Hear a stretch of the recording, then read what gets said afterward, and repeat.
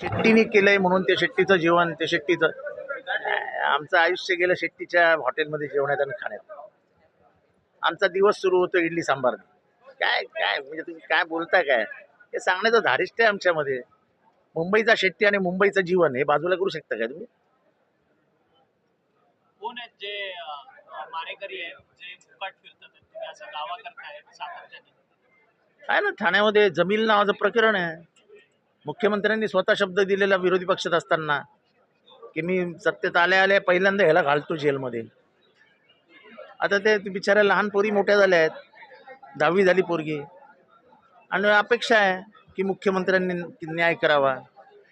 काय चुकीचं आहे?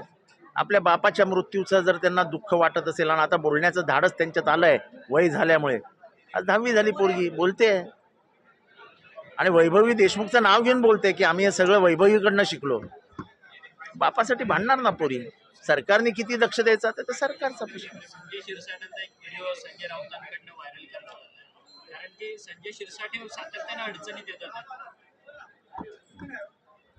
आता हे एक आश्चर्याची गोष्ट आहे की घरातल्या बेडरूम मधला व्हिडिओ बाहेर जातो. विश्वास कोणावर ठेवायचा? व्हिडिओ कुठला आहे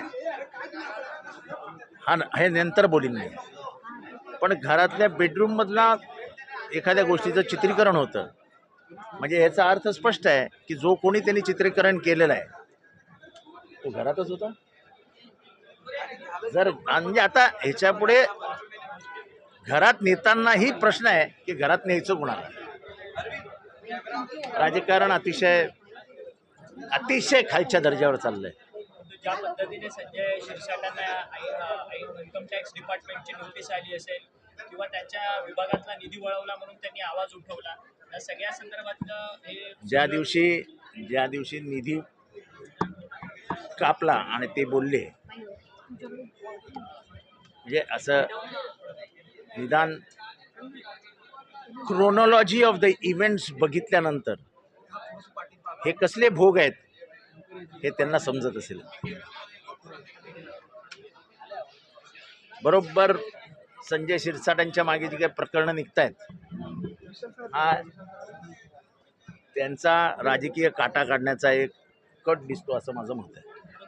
एकनाथ शिंदेच्याच नेत्यांवरती हे सगळे म्हणजे वक्रदृष्टी काय? एकनाथ शिंदेंनी विचार करावा. आता दुसऱ्यांनी विचार करून काय फायदा आहे?